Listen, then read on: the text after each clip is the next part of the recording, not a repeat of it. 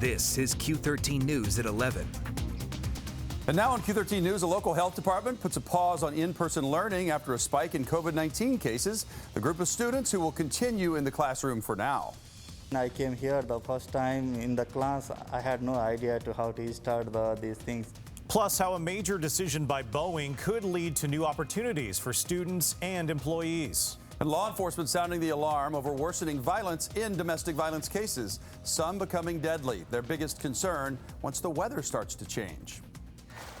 We begin tonight, of course, with the big breaking news coming out of the White House tonight. The president says he and the First Lady have tested positive for COVID-19. Thanks for being here at 11. I'm David Rose. And I'm Brian Flores. This happening after Hope Hicks, the president's closest aide, tested positive for the virus after traveling with the president several times this week. Q13's Matt Lorch on top of this story. He joins us from the newsroom with more. Matt. The president breaking the news himself on Twitter right before 10 o'clock our time. Here's what he said. Let's put it up on the screen.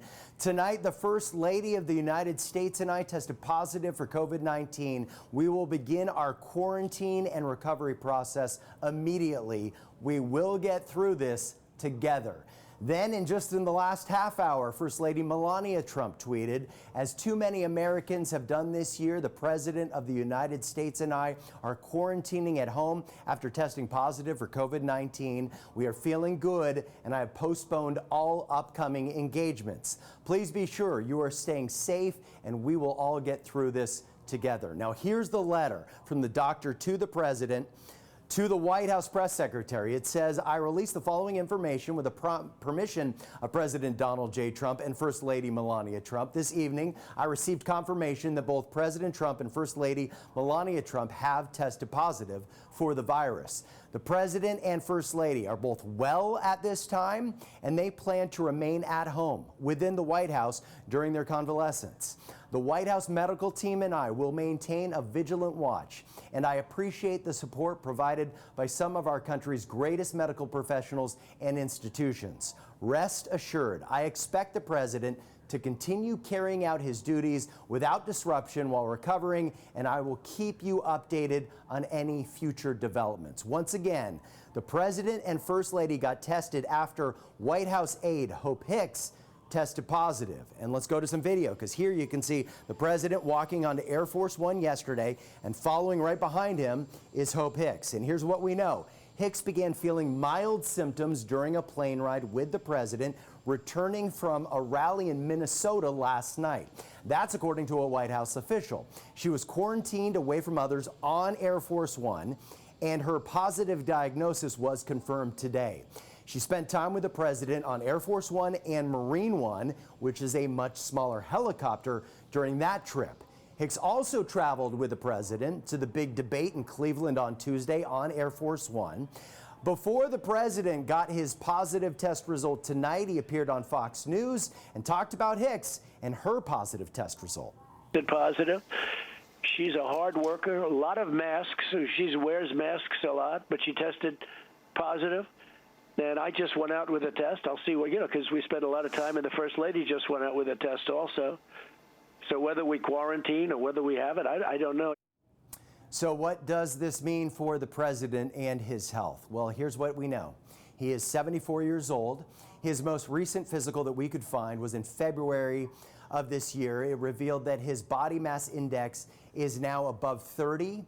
He was 243 pounds on his 6'3" frame. That's up from 236 pounds in September of 2016 before he became president. That is considered obese, raising his risk for heart disease, diabetes, stroke, and some forms of cancer. And we know some of those conditions put you at greater risk when it comes to COVID-19. Still, Dr. Sean Connolly, the president's physician, said the 72-year-old president remains in very good health overall, or 73-year-old, or 74-year-old, I should say. His resting heart rate and blood pressure well within the normal range, according to his physician. Now, we are now just 33 days away from the election. How is this going to impact the race? How's it going to impact the president's ability to campaign and debate? Those are all questions being asked tonight. We will continue to cover it and have the latest for you on Q13 News this morning, starting at 4:30 a.m.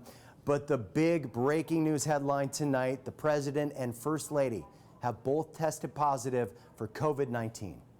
In the newsroom, Matt Lorch, Q13 News. All right, Matt, thank you. We are also learning tonight that the Puyallup School District is pushing back the timing of bringing back more students to in-person learning.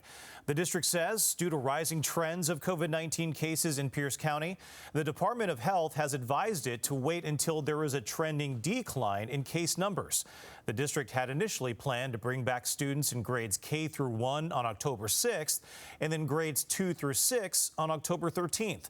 The district says it has received confirmation from the health department now to allow kids with special needs to continue attending in-person classes, although it's going to be in small groups. Meanwhile, 73 new COVID cases tied to UW's Greek system have been confirmed within the last week, 88 total since September 1st. University officials say they believe the cases are isolated to fraternities, but they're urging people to get tested if they think they might have been exposed. It follows another outbreak in July when more than 150 students in 15 fraternities reportedly tested positive. And coronavirus cases are again on the rise in our state after seeing the curve rise and then fall twice. Here's a look at that curve of positive cases tonight, while this gray on the graph showing incomplete results still coming in. Now, we've dropped from the late summer highs, but the blue line of weekly positives is again going up. The latest projection from the Institute for Health and Metrics and Evaluation illustrates the death toll surging over 370,000 people in the U.S. by January 2021. Data from the global researchers based at the University of Washington show a surge in case numbers around the holidays. Some communities are flattening the curve. Others are seeing an uptick in daily case numbers again. One doctor says people are getting too relaxed on the rules. It may not be fun, but it shouldn't be hard just to follow those simple guidance rules. If people do that self-protection and self-care in the community, it makes it easier for us to do our job here. He says we all have to increase our efforts in simple things like wearing a mask, frequent hand washing, and keeping a safe distance. All right, turning our attention to the weather and taking a live look outside right now. It started off a little bit soupy out there with some fog, and then the haze kind of stuck around, but there's some sun breaks as well. Let's check in with Aaron Miowski to see what the weather's going to be like for the weekend. Yeah, Brian, definitely that's how we woke up, kind of the pea soup. And then once we got out of that dense low-lying fog, we saw that there was still some haze out there. I stopped the time lapse tonight so you could see just a pretty glow in the sky out over Puget Sound. And you could see a lot of the sun, but it did have those cool orange glow colors to it. And as we move through tonight, we're seeing our temperatures right about 61 degrees. Average overnight low is about 49, and I've got the little bubble on there for our moderate air quality in and around the downtown area. So you can see that some of us are in the green, which is the good zone, but overall we're doing very well. We're right on that fine line of just a few particulates over 50. Once we go over 50, we go into the moderate zone. And I think as we trend towards the weekend, we'll start to see those numbers collapse and fall. In fact, we could be in the decent green good zone as we get towards even Saturday night, Sunday, Monday, Tuesday. We're cooling off nicely though, and we'll see our temperatures hit probably the mid to upper 50s. And we have that Gulf forecast for you if you're thinking about hitting the greens. They may be a little damp tomorrow as you wake up and get going. Otherwise, it'll be nice. Everything on schedule. Light winds out there with plenty of sunshine to hit off the tee box. An economic nightmare comes true for the state. Boeing says it will officially move all of its 787 Dreamliner production to South Carolina from Everett, already struggling from COVID-19 losses. Here's what we know about this move. About 900 workers will be affected. That's according to the governor's office and the Snohomish County executive, while Boeing has not yet pinpointed an exact number. The company does say all 787 production will be moved out of Everett by the middle of next year. Not everything will be leaving. Boeing will continue to produce 747, 767, and 777 planes at the Everett facility. More than 30,000 people in total work at the plant, making it Everett's largest employer. And work on the revamped 737 MAX fleet will also continue at Boeing's Renton plant. One member of Western Washington's congressional delegation says the future of aviation and aerospace in our region may no longer only belong to companies like Boeing, even as the Dreamliner production line is headed to South Carolina. A North Sound training program once meant to fast-track workers needed to build aircraft may also already be grooming employees for the new economy. The Washington Aerospace Training and Research Center in Everett teaches the skills needed to land a good job in the airplane manufacturing arena. And when the pandemic crisis improves, new jobs could also emerge in our region that take advantage of the same specialized training. New entrants using the airspace, like commercial space or drones, and encouraging that part of the aviation and aerospace ecosystem because the future of aerospace and aviation isn't just in airplanes, it's in a variety of users of the airspace, and Washington State is well positioned to support that kind of innovation and economic development. New job training could be key for hundreds of Boeing employees who may be facing layoffs as their jobs leave for South Carolina. And that's in addition to the thousands of Boeing employees already laid off earlier this year. Up next, law enforcement bringing attention to a rise in domestic violence.